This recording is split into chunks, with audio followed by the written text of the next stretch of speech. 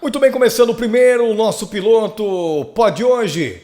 E se eu fosse você, já marcava mais um amigo aqui para não deixar para amanhã, tá? Já curte e comenta embaixo, se possível, pelo amor de Deus. E hoje eu estou entrevistando nosso amigo, meu amigo, que eu considero como um baita de um amigo, Samir.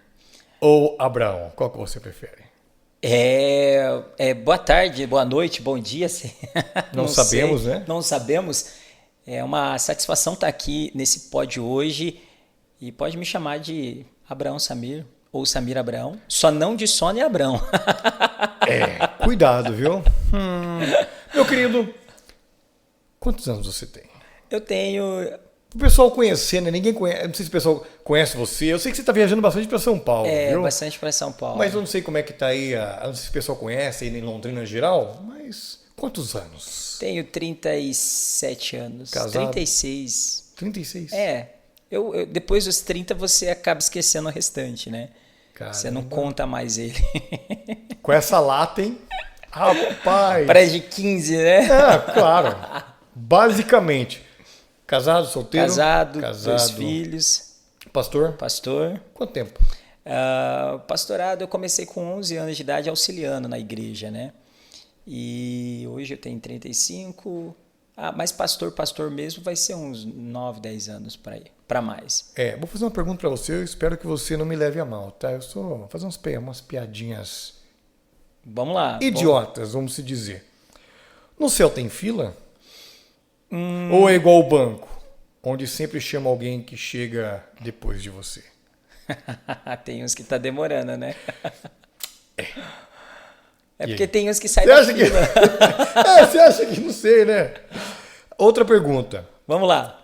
Se Adão e Eva... Se existia só Adão e Eva no paraíso, e Caim e Abel tiveram 2 filhos, homens, como é que a humanidade cresceu?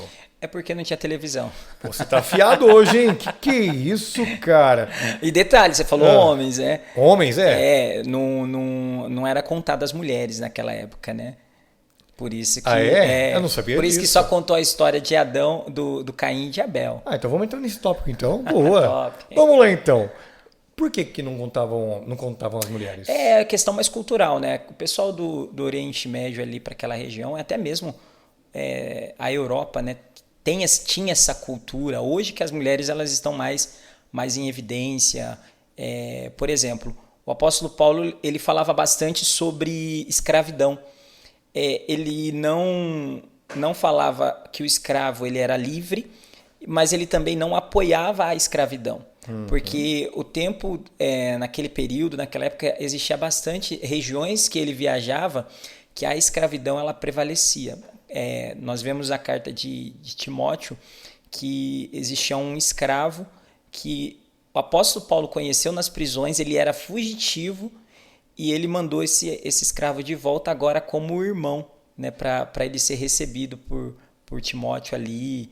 E então, assim, nesse contexto, eu só não vou me recordar agora o nome da pessoa em si, mas nesse contexto a gente vê que ele era muito social também, né? Então, a Bíblia ela tem muito contexto histórico, fato regional também, que a gente precisa levar em consideração.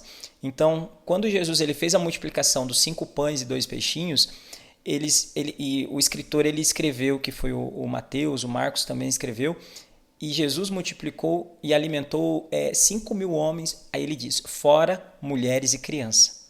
Porque no censo o censo daquela época não era contado as mulheres e as crianças. Então, assim, se ele alimentou 4.000 homens, fora mulheres e crianças, então o número de pessoas que estavam ali na multiplicação foi muito mais do que 5.000. Tinha mais que a torcida do Londrina. Tinha mais a torcida.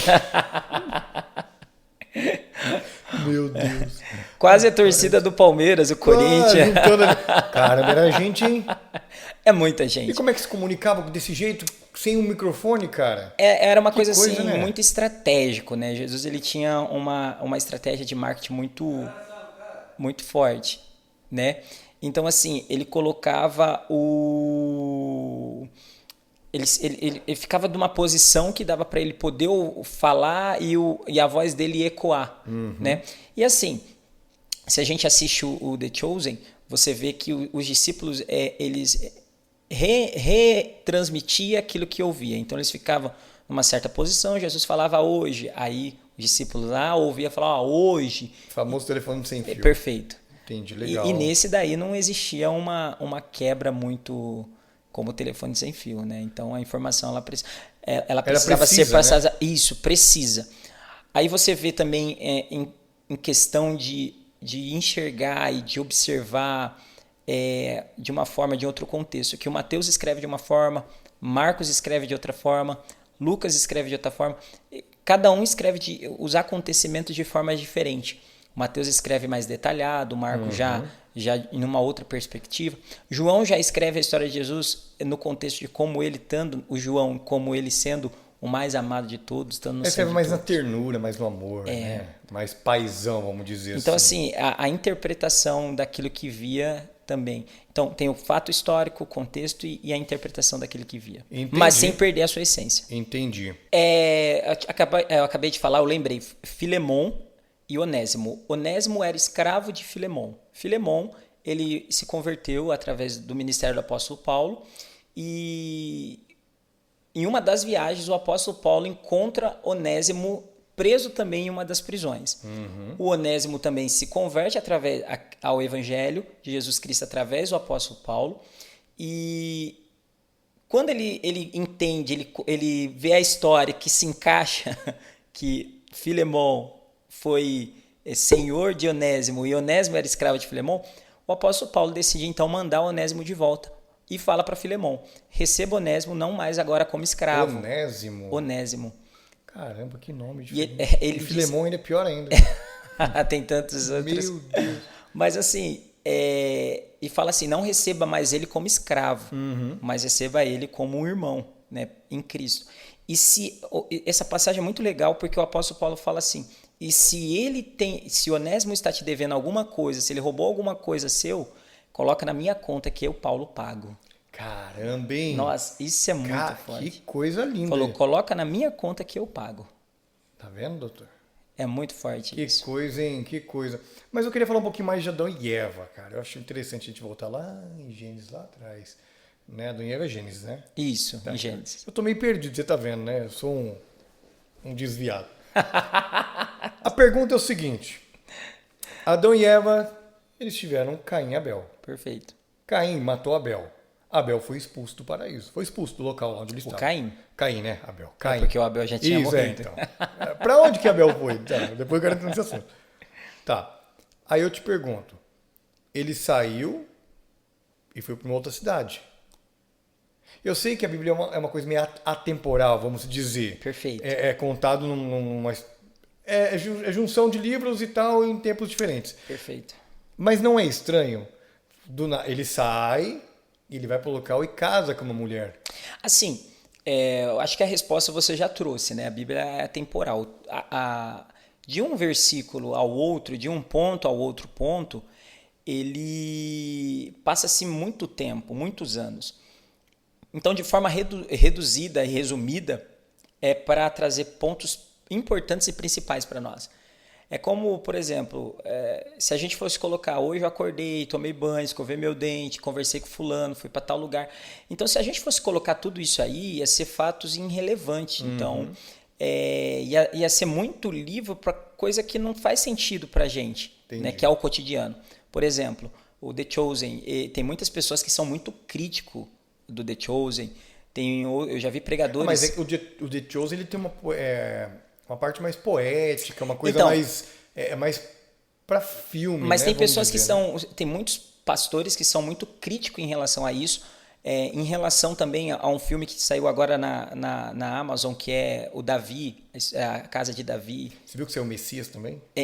O Messias eu não vi, eu vou assistir ele. Bom. Mas assim, aí tem pessoas que falam, mas não é fiel à Bíblia. Mas assim, a Bíblia ela nos traz, como eu acabei de dizer no bloco anterior, algumas visões. Então, o cotidiano, como existia realmente situações cotidianas, Jesus não era sério todo momento, ele brincava, ele ria, ele sorria, fazia algumas piadas. Então, ele era humano, ele era igual. E tem muitas pessoas hoje que quer ser um santarrão, mostrar uma imagem de um ser sobrenatural, super poderoso, a única coisa que a gente precisa ser nós mesmos, e, claro, espelhar e mostrar a essência de Deus através da nossa vida com a simplicidade daquilo que a gente é. Concordo. Né? Porque essa simplicidade é que vai mover o coração das pessoas e trazê-la a elas a realidade do convencimento daquilo que muitas vezes ela está errada. Você não pode obrigar ninguém a ser convencido do errado se você não mostrar um outro lado de uma forma não impositiva. Né?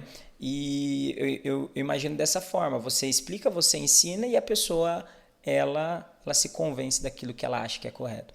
Então, o fato de Caim ele ter ido para uma outra cidade logo após o ponto dele ter sido expulso e Deus ele ter atribuído alguma sentença, eu vou usar esse termo, sentença do fato daquilo que ele tinha feito, ele recebeu uma sentença daquilo, que ele ia viver como um bicho sobre a terra e que ninguém poderia matar ele. Então, isso daí é um ponto. Isso Caim, né? É esse do Caim. Mas ele está vivo até hoje, será? Caim não, ele morreu. Mas Deus ele proibiu as pessoas de matá-lo. Entendi. Então, assim, porque quando gera uma revolta que as pessoas elas querem agir por conta própria, por fazer justiça com as próprias mãos. Então, nesse ponto, como a terra estava começando a ser povoada, Deus havia proibido de matar o Caim, né? Então ele viveu ali perambulando, andando, constituiu família, mas com o peso da consciência, aquele peso, aquele sentimento que ele carregou de remorso, né, pelo resto da vida dele, porque a pior dor que uma pessoa ela pode carregar é esse, né, de tentar resolver algo e não conseguir. Essa é a dor do remorso, porque existe uma diferença entre o remorso e o arrependimento. O arrependimento, você tem a oportunidade de você voltar atrás e consertar aquilo que você fez. Já o remorso, você não tem essa oportunidade. Então, a pessoa ela carrega essa dor.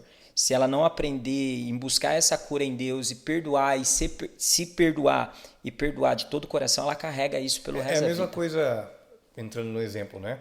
É uma pessoa que morreu, você não pode mais ter o contato com ela. Ou aí tem a pessoa que está viva, você pode ir lá e resolver a situação. Isso. Então, é isso. Então, ele não tinha mais. Então, ele carregou essa situação. Duas vezes, né? Duas vezes. De ser expulso, de não ter mais contato com o pai e a mãe. Perfeito. Né? E com o irmão que ele tirou a vida.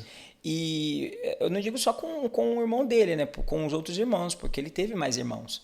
Né? Por isso que você perguntou anteriormente, como povoou? A Bíblia ela conta fatos importantes. Então, Adão e Eva teve um filho só? Não, ele teve vários filhos. Vários que se espalharam por toda a terra e cada um foi pegando o seu caminho, o seu destino. E nessa multiplicação, nesse crescimento, se originou os povos. Cada um com a sua cultura, cada um com o seu entendimento, cada um da sua forma. Mas nós que somos cristãos, nós seguimos a linhagem judaica, mas com a ramificação do Martim Lutero, que é o protestantismo, né? Então, por isso que você vê vários povos, várias religiões, vários entendimentos, porque o Adão e Eva eles tinham um entendimento de quem era Deus, eles conheciam Deus na sua essência, eles conheciam Deus no princípio, na raiz, mas a proporção que os filhos foram embora, eles não tiveram mais esse contato de ensinamento. Cresceram, cada um é que nem o filho, você ensina a criança na tua casa a fazer algo, mas quando ele crescer, ele vai tomar o caminho dele. Sim. É como uma criança que cresce, ele vê o pai crescer, bêbado, batendo na mãe, brigando, mas quando dois irmãos, um quando cresce se torna um grande advogado, que ama a família, que tenta dar o melhor para a família, e o outro vai pelo mesmo caminho do pai, bebe, fuma, briga, bate. E qual que é a diferença entre os dois? É que um teve uma escolha diferente, ele pegou aquele contexto, aquela história que ele viveu e falou, eu não quero viver dessa forma, eu não quero ser como meu pai. E o outro usou uma justificativa dele ter vivido aquilo para ele permanecer estagnado. Então, no caso de Caim e Abel que a gente está analisando, dos irmãos, da criação de várias culturas, é que cada um foi se envolvendo na sua própria loucura, vou usar esse termo, do seu próprio entendimento, do seu próprio conceito, esquecendo da raiz, do fundamento daquilo que eles haviam aprendido. Você é formado no quê, cara? Eu sei que você está Tem bastante coisa, bastante informação aí, né? Ah, mas não posso falar. Não, joga na cara da sociedade. Agora é sua hora de brilhar. Estudou tanto. Eu tinha um chefe que falava assim, porque eu sou formado nisso. Eu falei, eu sei porque você fez tudo isso. Que você queria jogar na nossa cara, que a gente fez nada. Né? Fala pra gente, Brano. Então, assim, o que você teve o que você tem de formação? Você terminou mesmo uma faculdade esses dias, né? Eu tenho formação de pedagogia, né? Eu sou formado em assuntos notariais, jurídicos e cartório. Fraco, né? Só assim. Só. Tipo um Sheldon Cooper, tá ligado? Uma pós-graduação em docência da teologia. Aí tem com TCC de aconselhamento pastoral na libertação, né? Tem isso também? Tem. E o que é isso? Aconselhamento pastoral Eu na sei que é libertação. conversar, mas... É que tem muitas... É tipo um psicólogo?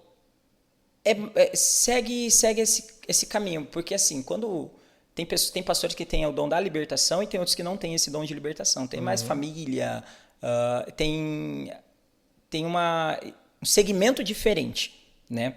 É um ministério diferente, um dom diferente. Então, o pastor que trabalha na libertação, ele não pode fazer só um exorcismo e falar, vai que Deus te guarde em seu caminho e se vire. Pegue seus panos e ó.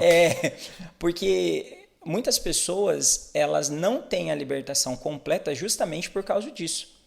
Porque ela recebe uma oração, que é um paliativo, um alívio, que resolve momentaneamente o problema dela, mas se ela não for discipulada, ela não permanece. É igual o médico passar prescrever para você um medicamento, você toma só no dia e não toma mais. Perfeitamente. Então, o aconselhamento, por exemplo, Jesus ele deu vários aconselhamentos depois da libertação. Ele curou um paralítico e ele disse, vai, não peques mais. Isso foi um aconselhamento. Teve o pai da criança que a Bíblia ela fala que estava lá endemoniado, que ele falou assim, há quanto tempo lhe sucede isso?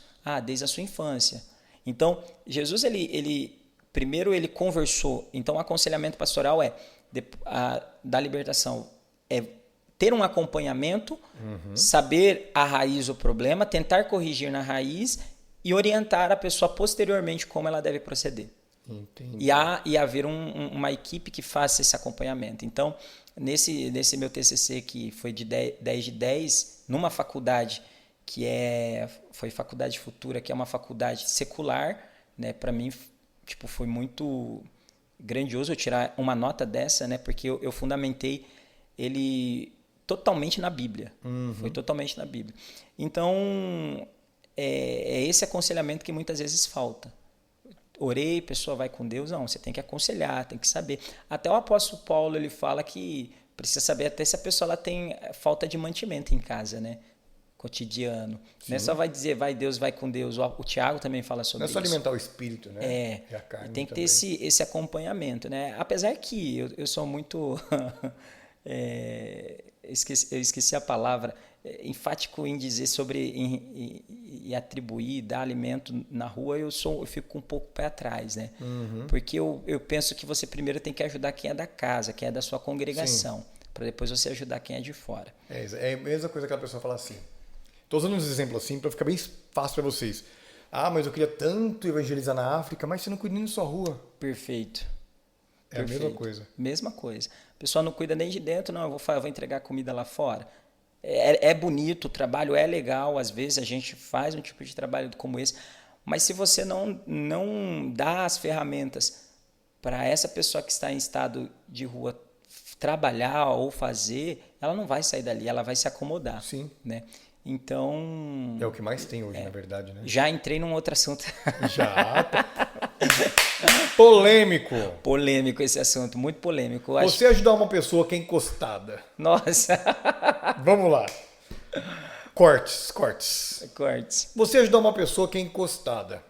Você sabe que ela é encostada, ela vai escorar em você. Você continuaria ajudando? Olha, o apóstolo Paulo ele diz assim, quem não... Não, esquece religião. Não, mas eu quero falar na Bíblia. O apóstolo Paulo disse assim, quem não trabalha não coma. Entendi. Entendeu? Passarinho que acorda cedo. Ou seja, eu penso assim que tudo tem que ser dosado. Não, nem ser 8 e nem ser 80. Tudo tem que ser na medida. Eu me lembro de uma família que lá na igreja em Garaçu do Tietê, em São Paulo, que eu pastoreava. Quando a gente chegou na igreja, a família tinha 5 filhos. O rapaz, o pai não queria trabalhar. E a igreja sustentava com com uma cesta básica com carne, uma cesta básica bem recheada. No decorrer do tempo, a gente observando ali, a pessoa não quis trabalhar mais. Então Não foi, às vezes a gente perguntava, falava mal de todo mundo, aí eu mandei cortar, falei, corta, vamos dar só o essencial. E quando for essencial, fala para falar comigo. Quando secou a fonte, né? Eu ia falar teta da vaca, né? Quando secou a fonte, o rapaz encontrou um emprego. A esposa chegou para mim e falou assim, pastor, foi muito bom o senhor ter feito isso. A própria esposa, porque falou, meu marido parou de ficar em casa sem fazer nada. Ele viu a necessidade dele para cima. Então, assim, tudo tem que ser dosado, tudo tem que ser analisado, tudo tem que ter um acompanhamento para você poder, por exemplo, uma coisa polêmica. Você chega na casa de uma pessoa, vou gerar polêmica sobre isso, né? Você chega na casa de uma pessoa que está precisando de um alimento. Ela fala assim, pastor, estou precisando de uma cesta básica. Aí a gente manda a equipe lá para analisar, para estar vendo a real necessidade da pessoa. Aí você chega na casa da pessoa, você olha no pote de comida lá do cachorro, tem pedigree. E aí? Bom esse cachorro, hein? Tá comendo bem. Então, assim, aí os haters podem falar, pode ter ganhado, pode ser o quê, mas assim, a primeira impressão é que fica. Sim. Você precisa ser sincero, se a pessoa ela tem condição de... Claro, não estou dizendo que você tem que deixar o cachorro passar fome, mas tudo tem que ser dosado, né? Então, assim, é que nem a pessoa que, tô passando fome, mas a pessoa ela compra 300 cigarros. Todo final de semana a pessoa ela compra cerveja, meu filho está com fome. O que é prioridade? As pessoas esquecem. Não que você não possa fazer, mas claro, que seja ponderado, pelo amor de Deus. Entre comer e fumar, comer é essencial.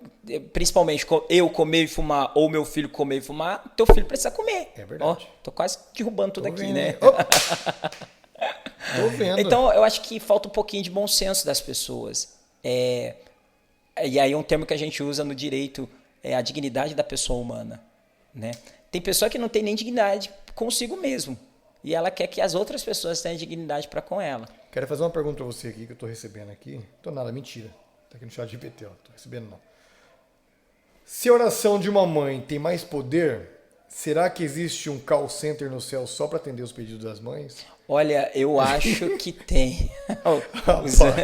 Os anjos, eu acho que fica doido ali. Fala, Senhor, a mãe orando. Porque, olha... até a Bíblia ela fala que a oração do justo pode muito ser feita, mas a oração da mãe, e ainda mais quando a mãe fala assim, eu te avisei. Verdade. É verdade. Para o seguinte, que mais assim, porque eu sou formado num milhão de coisas. Como é que deu tempo? Cara, eu tenho a mesma idade que você, ele olha, casado, tem filhos, 1 ou 2? 2. 2 filhos, menino ou menina? Uma menina e um menino. Acertei também, viu? É. Acertei também, vai vir uma menina aí. Faculdade, trabalho, pastor. Como é que a mulher não fica brava, não? Aliás, primeiro, o que mais que você tem de formação? Olha, tenho formação, pós-graduação em Direito da Criança e do Adolescente. Fraco, né? Estou terminando a pós-graduação em Bom, você pode bater e não... Aqui eu posso bater, não vou ser preso. Aqui não. Que eu conheço o ECA aqui, ó, artigo e tal. Pós-graduação, estou terminando do EAD, Docência do Ensino Superior, tutoria. E estou fazendo Direito. Faço Direito. Direito. Eu fiquei sabendo umas tretas aí, depois Nossa. No off nós vamos contar algumas coisinhas pra vocês, tá? De fofoquinhas. Caramba, cara, é muita coisa. Você me ajudou uma vez lá no negócio da Claro. Não sei se podia falar. Resolveu? Depois a gente ainda conta, então. Não, mas tá lá, viu? Tá lá, viu? Obrigado, viu? Você depois paga os honorários. Vai ficar caro, viu? Mas você já terminou? Ainda não, Direito não. Tô no 2º ano de Direito. Falta mais 3. Meu Deus. E bora. Vamos fazendo. Adquirir conhecimento, né? Nunca é demais. Nunca é demais, verdade. Mas muito também, a gente fica muito crítico quando sabe de muita coisa, não concorda? Assim, o conhecimento ele é bom, mas você não pode ser uma pessoa bitolada. Verdade. Assim, você tem que ser uma pessoa dosada. Então, saber usar o conhecimento, eu penso que o conhecimento ele é como ferramentas. Numa caixinha de ferramentas. que você vai utilizar ele na hora que for necessário, né? Então, assim, eu não preciso ficar vomitando todo conhecimento a todo momento. Eu posso usá-los nos momentos certos, com as pessoas certas, da forma correta, né? Então, e você não deixa se dominar sobre ele. Se você tem um fundamento, se você tem uma base, se você tem uma raiz, aquele conhecimento que você adquirir é somente um complemento, não é um modificador, né? O problema é que tem muitas pessoas que têm uma base, têm uma raiz, mas deixa aquele conhecimento influenciar na sua base, na sua raiz. A minha base sempre vai ser a palavra de Deus. Entendi. Eu quero te fazer uma pergunta aqui. O que a fé representa para você no seu dia a dia? É uma pergunta, parece que é fácil responder, mas se você for ver no contexto geral assim, não é tão fácil. Eu vou responder com uma outra pergunta. O que o ar representa para você? Vida, né? Sem o ar não vivo. Pois Tudo. Deus também representa como se fosse o ar. A gente não vê, mas a gente sente. Perfeito. Como o amor. Perfeito. Assim, então a resposta que eu trouxe para você é essa. A fé no dia a dia, ela precisa ser para a gente como o ar. Nós precisamos dela. Ela é o nosso combustível que faz a gente continuar. Sem a fé, você se torna uma pessoa sem esperança. Porque a fé e a esperança, ela anda junto. Mas a fé, ela é uma certeza daquilo que eu não vejo, da prova que eu espero, sobre o fundamento da palavra de Deus. A Bíblia, ela me estimula a uma fé positiva, né? Tem pessoas que têm fé, e a Bíblia também orienta a pessoa a ter fé nela mesma, que é o quê? Ela ter a certeza que ela é capaz. Então, a esperança e a fé que eu estou usando no ponto de espiritualidade, não no ponto de conceito ou naturalidade. No momento que você utiliza essa certeza espiritual, porque nós somos uma pessoa espiritual. O problema é que muitas pessoas querem ser só natural. Mas, por exemplo, nós não conseguimos enxergar as ondas sonoras. Nós não conseguimos enxergar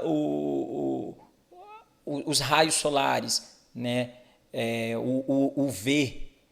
Ou seja, nós não conseguimos enxergar o ar, mas isso não quer dizer que ele não existe. Então, não quer dizer que aquilo que eu não vejo não é real. Ou seja, então, aquilo que eu não vejo, ele pode ser mais real do que aquilo que eu imagino. Entendi. O próprio Einstein, ele fez essa afirmação, né? Ele disse, na realidade, ele deu esse exemplo para nós quando veio as ondas sonoras, outros grandes inventores da energia elétrica. Não se pega a eletricidade, você não vê a eletricidade. Sim. Então, não, só fundamentando aquilo, não é o que eu não vejo que não existe. Então, eu não vejo Deus não existe? Não.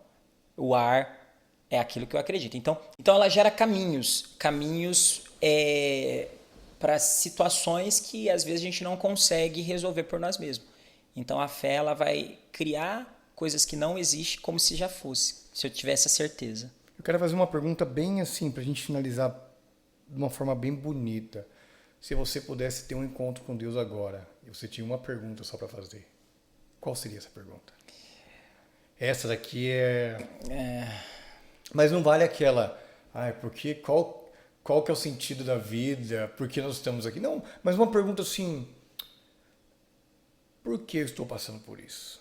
Ou por que aquela pessoa passou por isso? Por que Jesus veio? Ou por que na hora da cruz você abandonou Jesus? Eu acho que, ao meu ponto de vista, nesse momento, momentaneamente, eu não tenho nenhuma... Eu acho que eu faço tantas perguntas para Deus no cotidiano que eu acho que ter uma pergunta específica para um momento específico, porque eu acho que ele é tão presente no meu dia a dia, assim, que eu acredito que ele está ali me ouvindo na minha oração, no meu pensamento, que eu não tenho uma pergunta específica para dizer para ele o porquê de algo. Mas realmente eu vou dizer para você que eu não sei te responder essa. Essa eu vou passar, né? Porque as maiores perguntas eu faço na proporção... Eu acho que é o que as pessoas fazem no momento da sua angústia, sua dúvida, sua dor. E tem muitas pessoas que elas guardam tudo isso num conglomerado que quando ela explode, ela joga tudo de uma vez.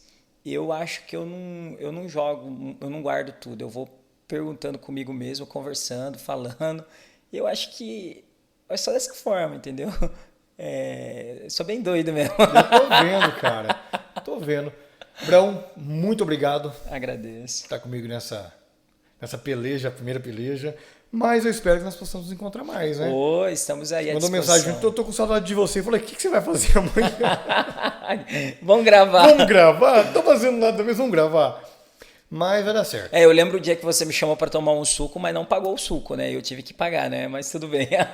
Às vezes acontece. Às vezes acontece. Mas hoje eu vou pagar.